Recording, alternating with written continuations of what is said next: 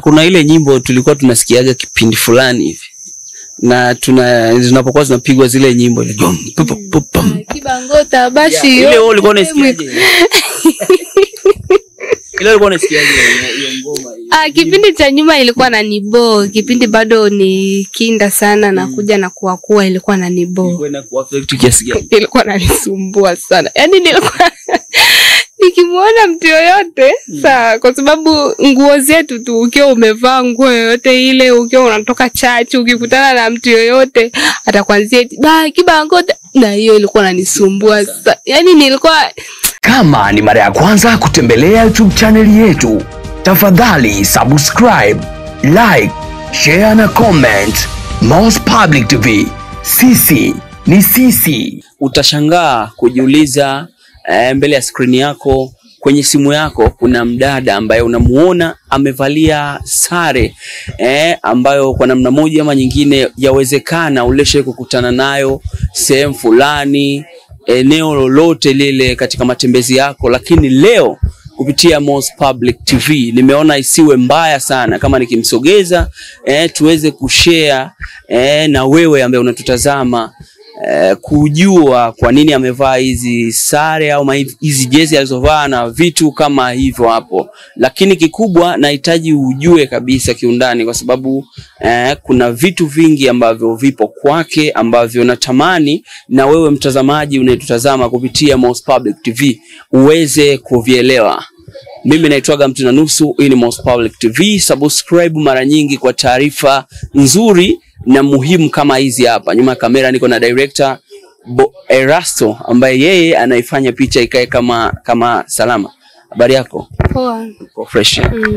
Sawa. Nadhani imekuwa ni mara ya pili sasa kukutana na wewe, mara baada ya kukutana na wewe siku ile pale, lakini siku ile si focus nayo sana. Natamani watazamaji wa kufahamu ukiwa katika vazi hili hapa. Jina lako? Nikiwa katika mavazi haya naitwa Marceline. Okay. Yeah. Marceline. Sawa. Labda mtu aelewi kwa nini umevaa hili vazi, na hili vazi linahusika na nini, linapatikana wapi na hivyo, yani vitu kama hivyo. Kikubwa ambacho naweza nikasema kwanza kuhusiana na hili vazi, hili vazi ni la utukufu. Vazi la utukufu? Yeah. Vazi la utukufu, vazi la malaika. Okay. Na hili vazi linavalika kwenye mambo ya kanisa.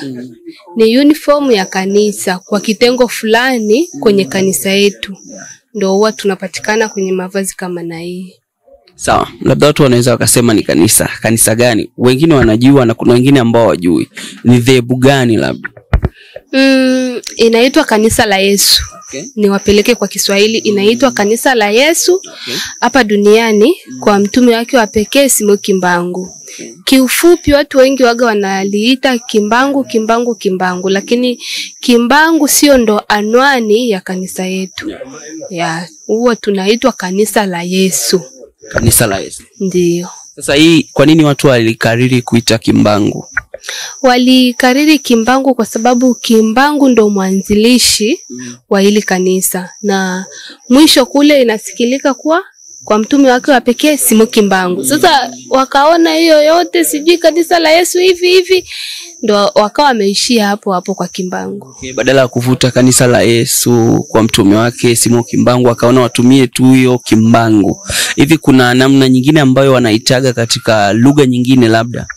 Ndio. Wanahitaji? Kwa French inaitwa Église de Jésus-Christ sur la terre. Par son envoyé spécial Papa Simon Kimbangu. Okay. Ni kama vile. Kiingereza pia? Kwa Kiingereza hipo, lakini sijui wanahitaji, lakini inaitwa hivyo. Sawa. Origin ya ile kanisa lenu ni wapi labda? Kongo ndo kuna tawi kubwa. Anyway, sawa. Kwa nini tuvae ile vazi ambalo kwa kuonekana kabisa, yani kwa muonekano mtu akikuona anaona kabisa una mkanda, una gloves, una socks nyeupe, yani mtu akikuona anajua kabisa huyu amejipanga ni kama mwanajeshi. Hii imekaa vipi? Kwa upande mwingine tunaweza tukaiita hii ni jeshi. Okay. Hii ni jeshi kwa sababu sisi ndo huwa ni walinda amani wa hili kanisa. Okay. Popote pale ambapo utakapoenda kuna kanisa kama na hili, ni lazima utukute na sisi tupo. Kwa sababu hili ndo jeshi kwenye hili kanisa. Huwa tunaweka amani kwenye kanisa, hatupendagi fujo. Hata akija mtu yoyote kuja kuonana na mtu yoyote yule kwenye kanisa yetu ni lazima apitie kwetu. Okay. Yeah. Sasa wewe kwa kanisa una cheo gani? Mimi ni mlinda amani tu wa kawaida, lakini kwa upande wa hii kundi mimi ndo kiongozi. Yani kwa Kifaransa naweza nikajiita mimi ni technicien. Mimi ni technicien, au kwa upande mwingine ni dirija pia. Dirija, yani kuna michezo ambayo waga tunaicheza. Sasa mimi ndo nahusika na kufunza ile michezo. Okay, sawa. Tupate kidogo historia ya kanisa lenu iko vipi? Yani kanisa lenu hilo Kimbangu kama unavyokumbuka lilianza muda gani na sasa hivi mna muda gani ile kanisa? Tuna muda mwingi sana. Kwa kupiga hesabu za haraka hapo, yani siwezi tushakuwa na miaka mingi. Okay. Kanisa yetu ilianza kuwa rasmi tarehe kama za siku ya leo, tariki 6 mwezi wa 4. Ndio tulipata uhuru, na ndio maana kwa siku ya leo umetukuta hapa tupo kwenye sherehe ya kusherekea uhuru wetu. Okay. Tarehe 6 ndio ile kanisa ilianza. Ilikuwa ni mwaka gani? Mwaka 1921 lilianza rasmi ile kanisa. Okay. Sawa. Kuna sheria, labda kuna mtu anataka kuja kujiunga kwenye kanisa lenu, anatakiwa kuzingatia kitu gani? Yeyote ambaye anataka kujiunga na kanisa, si tunamkaribisha kwanza. Okay. Tunamkaribisha kwanza, mwenyewe ndo ataona sheria ambazo zitakavyompeleka, yeye ndo ataona niendelee au vipi nimechoka. Kwa sababu ili ni kanisa linaomba kila yeyote anayejisikia kujiunga pamoja na sisi anakaribishwa. Okay, sawa. Labda kuna utofauti gani wa nyie Kimbangu na wanaojiita Malkia wa Ubembe? Kwa sababu ninavyoona wote mnavaa nguo ambazo zimefanana. Utofauti wenu ni wenyewe wana mtume wao ambao ni wanamuita Tata Waiselelwa, na nyie pia mna mtume wenu ambaye anaitwa Kimbangu. Kuna utofauti gani sasa kati yenu nyie? Lakini tukija upande wa sare ni kama mmefanana, kijani, nyeupe vile vile. Nafikiri naweza nikasema kuna utofauti mkubwa sana kati yetu na Wamalikia. Okay. Yeah. Na kingine ambacho naweza nikakisema kuhusiana na mavazi, ingekuwa eti kanisa zote ulimwenguni mzima wanajua maana ya hizi rangi. Sawa? Wote wangekuwa wanavalia rangi kama na hizi. Tujue maana yake kidogo. Au ndio ile ulosema mwanzo ni vazi la malaika? Hapana. Maana hii sawa? Hii sijui rangi hiyo. Hii rangi kwa nitaongea kwa lugha ya Kimombo lakini. Okay, sawa. Kibembe? Hapana, French. Okay, sawa. Hii huwa inaitwa tolongi, yani inaonesha ni utukufu, yani tumeshinda. Na nyeupe, nafikiri kila mtu anajua maana ya weupe. Na ndio maana kubwa sana sisi huwa tunavalia nguo kama na hizi. Zina maana yake. Hata ukifika popote pale ambako tunaingia kwenye kanisa ni lazima utukute hivi. Ni lazima utukute hivi. Hii ndo yani kanisa yetu huwa ina uniform. Huwa ina uniform. Akina mama wanavalia vya kwao, akina baba wanavalia vya kwao, lakini sote hatuwezi tukavaa rangi nyingine tofauti na hizi. Okay. Sawa. Labda kuna utaratibu. Mimi nishahudhuria maziko, yani mazishi, yani ibada zenu za mazishi, kunakuwa na utofauti mwingi sana na watu wengine, hasa na kuna vile nyinyi wanawake mnakuwa mstari wa mbele kubeba jeneza na kwenda ile waga pia imekaa vipi? Yani ukipewa nafasi uizungumzia ile, unaweza ukasema vipi? Kuna maana kubwa kwenye kanisa yetu, mtu akiwa kwenye kundi fulani na akipata msiba au yeye mwenyewe akifariki, sawa, ni hilo kundi lake ndo linachukua majukumu la kubeba jeneza yake. Ndo huwa sisi tunakuaga ya kubeba jeneza yake kila kipindi chote, ila mahubiri wahusika waga wanabeba mahubiri nini, lakini kubeba jeneza, kutoa hotuba pale kuhusiana na hiyo kundi yao na mengineyo waga ni hiyo kundi. Na ndio maana nafikiri tuliwahi kushiriki na wewe kwenye msiba fulani ulivyotuona moja ile. Wewe ndio mara ya kwanza unaniona, lakini mile ni kama mara 3, yani na mimi na shoot misiba yenu mingi. Ndio, na ndio maana kipindi kile ulituona kabisa nguo kama na hizi ndo zilikuwa nyingi sana, na kubeba jeneza nini, kufanya vipindi tofauti. Yule ambaye alifariki pale alikuwa ni mhusika wa kundi kama na ile. Na ndio maana sisi ndo tulikuwa muongozo wa kuongoza nini yale mazishi. Na swala la kusalimia ile mnapokutana, ile kama mpo kwenye shughuli kama hiyo ya mazishi, kule kusalimia, mnaruhusiwa kusalimia pia? Kusalimiana sisi tukiwa kwenye kipindi kama na cha ibada, huwa tutumii mikono kwenye kundi yetu, huwa tunapana saluti. Na hii ni kwa nini hii saluti? Hii saluti si nimekwambia kuwa sisi ni jeshi. Nakubali sana. Sawa, kuna mtu ambaye anakutazama sasa hivi anatamani asikie unaongea neno lolote. Kuna yule anatamani aje ajoin na nyie. Mimi natamani hilo kanisa sana, natamanigi sana. Utaratibu wenu mzima, yani pindi mtu anapotaka kujiunga ni aje kanisani au afanyeje? Ukitaka kuwa mshiriki wetu, sawa, sisi cha kwanza huwa tunamkaribisha mtu, atunaga mambo mengi. Huwa tunabatiza. Unafuata mafundisho muda wa miezi 6. Unafundishwa ili ujue kanisa yetu inahusu nini, uielewe. Lakini utakuja uwezi ukalazimishwa ubatizo, hapana. Na ndio maana kanisa yetu waga inabatiza mtu umeshakuwa na miaka 12. Maana hapo si ushakuwa mtu kabisa, unajitambua. Unafuata mafundisho miezi 6 kuhusiana na kanisa yetu inavyokuaga.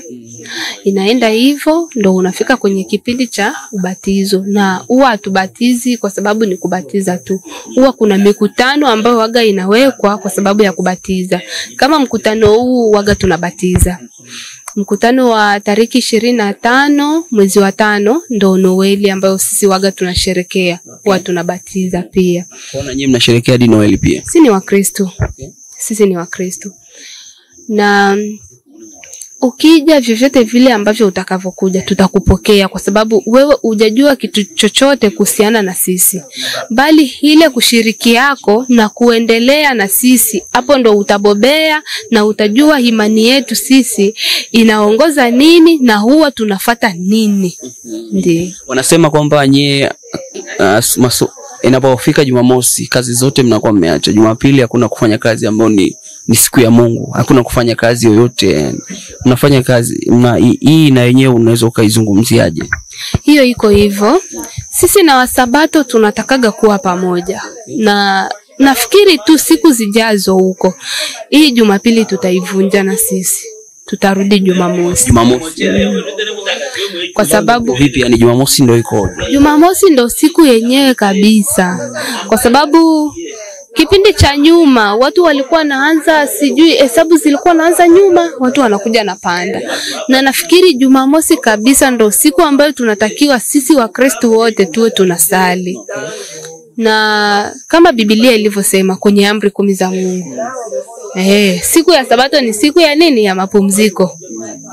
Na inasema siku ya Sabato na ukipiga hesabu Sabato iko siku gani? Hivi ni uzuri gani ambao mtu wewe kabisa yani ukasema ili kanisa nalipenda yani mpaka kufa? Yani kuna kile kitu ambacho kila mtu anasema anapoamua kufanya jambo anaamua kabisa, anasema mimi kutokana na hichi na hichi na hichi ndio maana nimeamua nalipenda ili kanisa na ninaamua kuishi nalo milele.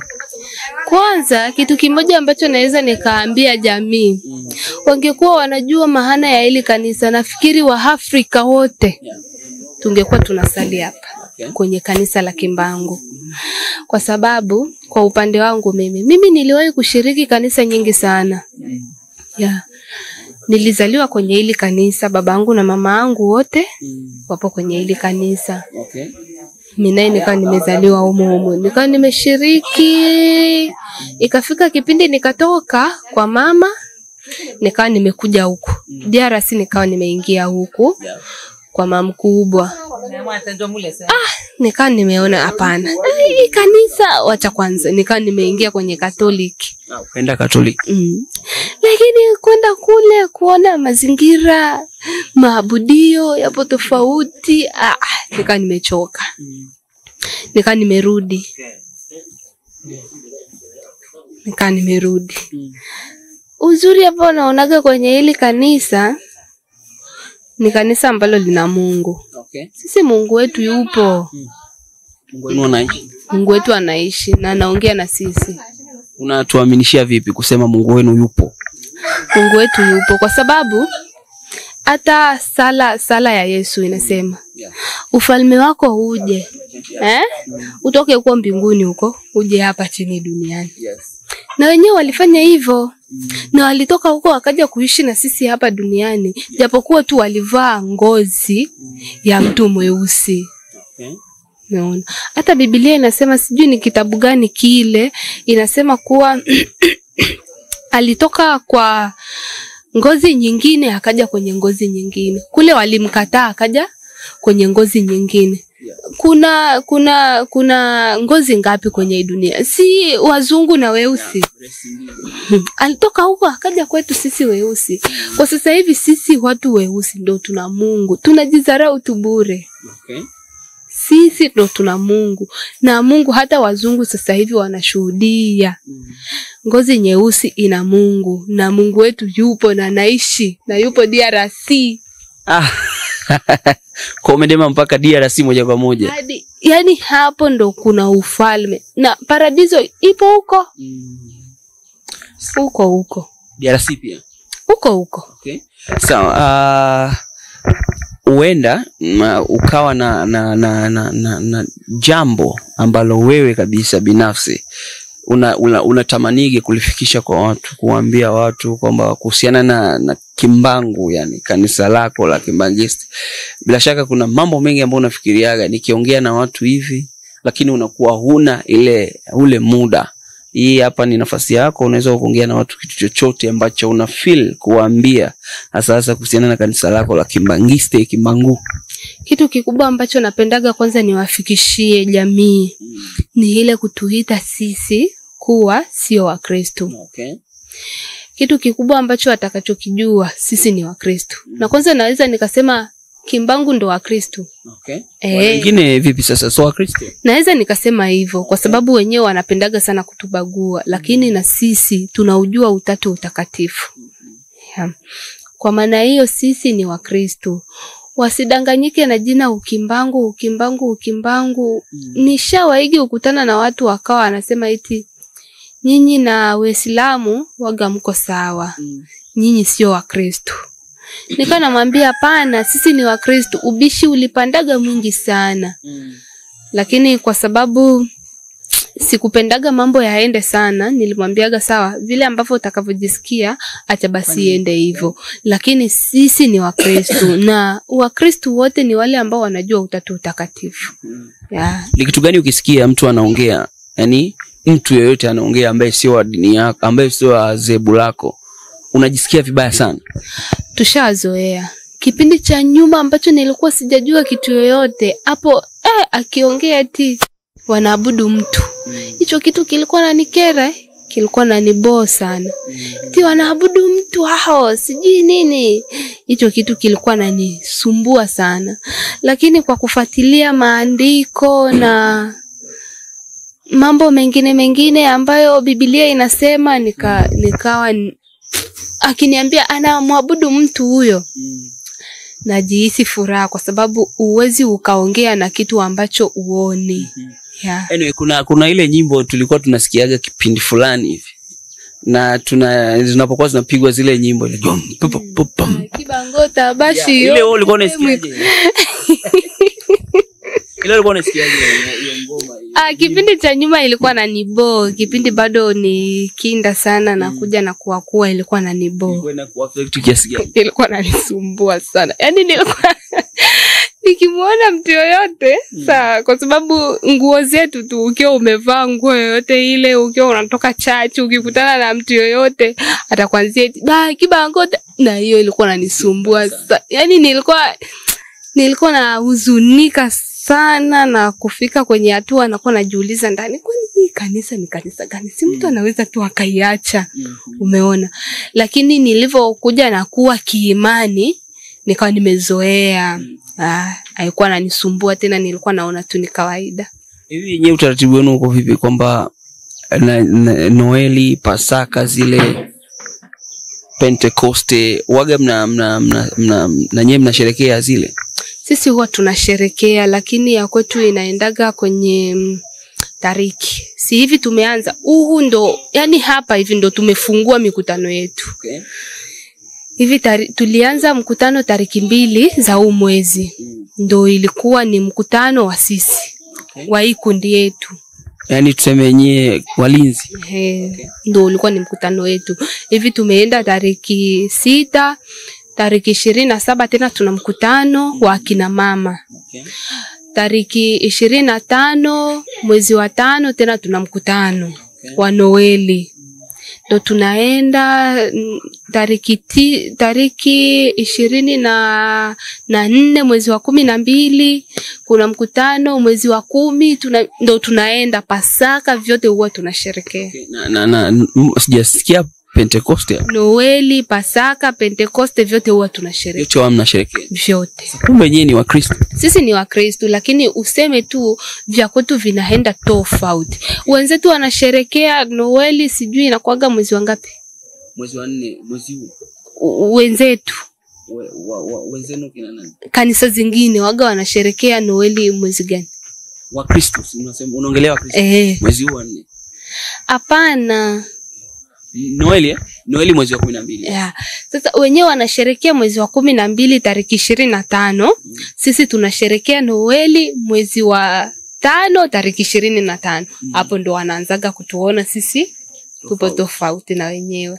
Lakini kwa akili za haraka hata mwenyewe ukipiga hesabu jamani, unaweza ukamzaa mtoto wa miezi 6 kweli anakuanga? Ni kitu hakiwezekani. Lakini sasa sio kwamba sisi hatujui, inawezekana washapiga mahesabu huko wakaona kabisa ile ni siku ya kufanyeje? Ni siku ya kuadhimisha tu ile alivyozaliwa, alivyoteswa, basi naona iko hivyo. Hapana, hiyo haiko hivyo. Okay. Na wenyewe ndo wanashindwaga tu kuelewa. Ile ilikuwa ni sikukuu ya mavuno. Wenyewe ndo waga wanasherehekea sijui ndo kuzaliwa kwa Yesu.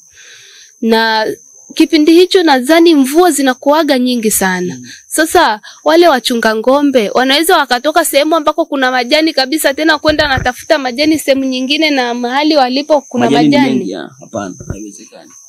Lazima tu itakuwa ni kipindi ambacho mvua hazipo, majani yamekauka, ndo watu waga wanahama, wanaenda sehemu zingine kwenda natafuta majani ya ng'ombe. Sawa.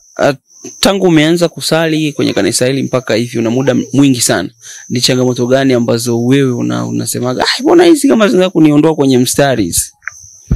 Hakuna changamoto yoyote ambayo inaweza ikamuondoa mtu kwenye imani yake. Ukiwa kabisa una imani, umebobea kwenye imani, sidhani kana kwamba kunaweza kukatokea kitu yoyote ambacho kinaweza kikakusababishia au kikakupea feelings za kuwaza eti hapa nimechoka bwana, acha tu nitoke nianzane na mambo mengine. Sidhani kana kwamba inawezekana. Kwa changamoto inapokuja unapambana nayo, unabaki kwenye mstari pale pale. Tunakabiliana na yenyewe kwa sababu kufika kwenye kipindi kama na hichi tumechaguliwa. Nasemaga hivyo. Waislamu wanafunga zile wanafunga kwenye wanapofika mwezi wa Ramadhani. Wakristo pia wanafunga Kwaresma.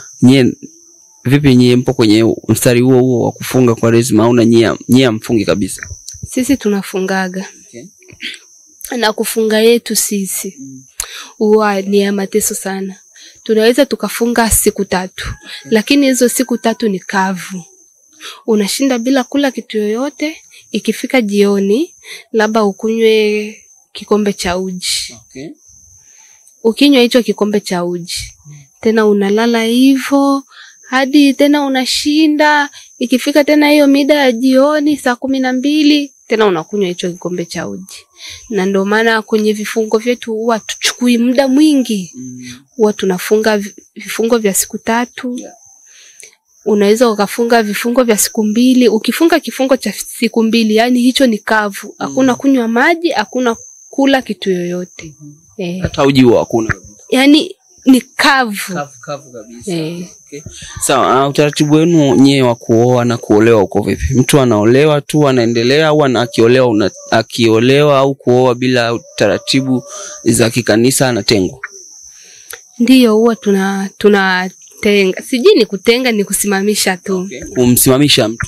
Ikiwa umeoa hujahalalisha ndoa yako, sisi huwa tunahalalisha. Tuna aina 2 za kuna ndoa, kuna na harusi. Harusi ni ya ile mwanamke na mwanaume, yani ni mabinti. Amjawaigi kuishi pamoja, ni huyu anamtoa mwenzie kwao, mnatoa mahari, processes zote zinaenda, mnakuja mnafunga harusi ya shela. Na kuna ndoa. Ndoa ni ya ile umemchukua mtoto wa watu, mnaishi, sawa, ndo unasema niseme tu ni ile kuhalalisha. Ndo unaenda kwa kanisa, mnaenda kuhalalisha. Kwa hivyo. Na ukichukua mtoto wa watu hujafuata processes zote, ni lazima utasimamishwa, ila utakuwa unasali kanisa tu kawaida. Lakini ikiwa ulikuwa ni mwimbaji, utasimama kuimba. Ikiwa ulikuwa ni muongozi, kwetu sisi tunaitaga madirija, kwa wengine wanaita wakondi, hiyo sehemu yako utasimama. Unaacha kabisa? Naacha. Utarudi hapo ukienda kuhalalisha ndoa yako. Unarudishwa tena sehemu yako. Kumbe tabia ni ile moja, na ina maana nyinyi ni Wakristo. Ndio maana nasema sisi ni Wakristo. Sawa. Kuna mtu anakutazama hapo anajiuliza umeolewa ama uko single kabisa, yani single again, single. Mimi nipo single. Nafikiri hilo swali waga unapendeka sana kuniuliza. Acha kuuliza. Hii ya leo ni tofauti na ile. Yawezekana kule hujaolewa huku umeolewa. Hapana. Mimi nipo single. Sijaolewa, sipo kwenye mahusiano. Hiyo ni single na unatafuta kuoa au wewe utafuti? Mimi ndo natafutwa. Mimi natafutwa. Sawa. Cha kumalizia chochote tuwaambie watu, neno lolote la mwisho? Kitu ambacho naweza nikawaambia, na washukuru pia, na wasituone kuwa sisi sio Wakristo. Sisi ni Wakristo, kwa sababu kuna watu wengi wanasemaga kuwa sisi, sijui kuna mtu mwingine alinitaga sijui kanisa, sijui nimesahau. Kanisa hapo utapota. Hapana, kwa eti sisi sijui ni kanisa la Freemason. Hapana. Lakini nguo zenu zinafanana tena kule na Freemason. Sasa hivi wanavaga hivi. Kuna muda wanavaa kabisa hivi. Sasa wenyewe wanaingia huku kwa sababu wanajua maana ya hizi rangi. Na tunawapenda, kanisa letu lipo huru kupokea yeyote yule anayejisikia kuja kushiriki pamoja na sisi. Na ndio maana kanisa yetu inapendaga sana kushiriki kwenye makanisa, kwa sababu sisi huwa tuna sheria, usidharau kitu cha mtu na hujawahi kwenda kuhudhuria pale. Okay. Fika kwanza, sikia wanachokiongea, peleka sasa habari kwa ya wale sio wa Kristo. Namna kitu. Hapo utakuwa umemaanisha, kwa sababu si ushawahi kushiriki pamoja na wenyewe. Lakini wewe hujawahi kushiriki na wenyewe, sijui taarifa wale, sijui nini, ni hivi hapana. Sisi ni wa Kristo na tunawapenda na wanakaribishwa. Okay, jamani mnakaribishwa. Sisi wote hapa tunakaribishwa. Mimi naona kabisa naelekea, yani nipo kwenye mstari, lakini kuna mambo mengi.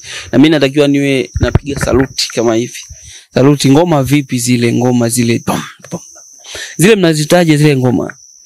Zile zina majina. Ile kubwa ile waga inaitwa gross case. Okay. Kiingereza tena. Ndogo zile nyingine. Zile ni accompagnement, lakini kila kangoma kanakuaga na jina yake. Natamani kujua. Ila ambao wanaweza wakajua majina yao ni wale wahusika.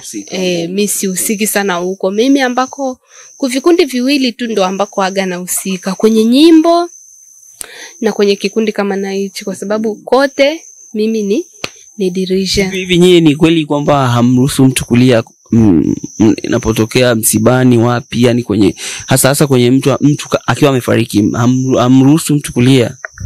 Ni lazima ulie. Uchungu na ule upweke wa kuona nimeachwa na mtu muhimu kwa upande wangu ndo huwa unamsababishia mtu kufanyaje, kulia. Lakini kwa Ukristo ni ulie ukadirie. Ukilia ile ya sana, hata mtu alikuwa na neema yake ya kupokelewa mbinguni, vilio na vyenyewe huwa vinamzibia mtu njia. Na ndio maana huwa ukizidisha sana, huwa tunamwambia mtu basi relax, tulia, kwa sababu ni njia yetu sote. Leo imefika kwa upande wangu, kesho itafika kwa mwingine. Ndio tunamwambia mtu tulia. Mungu atakufariji. Mungu ndo mfariji mkubwa, atakufariji na kila kitu kitakuwa sawa. Na nyie maombi yenu yako vipi? Mnaombaga kama tunavyoombaga wengine wa Kristo au mnyewe maombi yenu kabisa? Tunaombaga kama wa Kristo wengine, lakini sio ile kama maombi ya shida. Si makanisa yote yanakuaga na maombi ya shida. Ndio unakuta watu wote kanisa yote inaomba, huyu anaomba, huyu anaomba. Hapana, sisi hatukuagi hivyo. Huwa tunaomba watu hawa watatu. Kuvijana kunatoka mtu, upande wa mama kunatoka mtu, upande wa baba kunatoka mtu. Wote tunafika mbele ya madhabahu, tunapiga magoti na kuomba kwetu, huwa tunakaa kwenye magoti. Tukifika kipindi cha maombi, kanisa nzima huwa inakaa kwenye magoti. Lakini wale ambao wanakuwa naangalia security, inakuwaga ni sisi masurveyor na masurveillante, maprotokole. Tunakuwa na vitengo vingi. SPC inakuaga, hao ndo huwa wanakaa wima kwa sababu ya kuweka ukimya ndani ya kanisa. Na mtu wa kwanza tunaimba wimbo wa maombi ambao utatuongoza, tunaimba kanisa nzima, mtu wa kwanza anaomba. Na ikiwa na wewe una maombi yako ambao utaomba, ni unaomba pale ulipo kwenye magoti yako kimoyo moyo unaomba. Hivyo inafika hatua wimbo wa pili, mtu wa pili anaomba, wimbo wa tatu, mtu wa tatu anaomba, na yeye ndo anatuwakilisha, anasema amen, na kanisa nzima inasema amen. Okay, sawa. Wewe upo kwenye kitengo cha kwaya ama upo vipi? Mimi ni mwimbaji pia. Nyimbo gani unatuimbia hapa? Bila shaka watakuwa nakutazama kimangiste wengine ambao wako Marekani, na watu waje hapa watuambie hichi unachoongea kama ni kweli. Mimi ni mwimbaji wa kwaya. Sijui mnataka niwaimbie? Tunatamani kusikia ndio. Tusikie tumalize. Mobateli ya bomo inangozali wapi, yonde mubundi ya bitumba ya molili. Ekimelo nanga ezali epai nayo, tata limbisa nazali mwana. Mobateli ya bomoi nango zali wapi, yonde mobundi ya bitumba ya molili.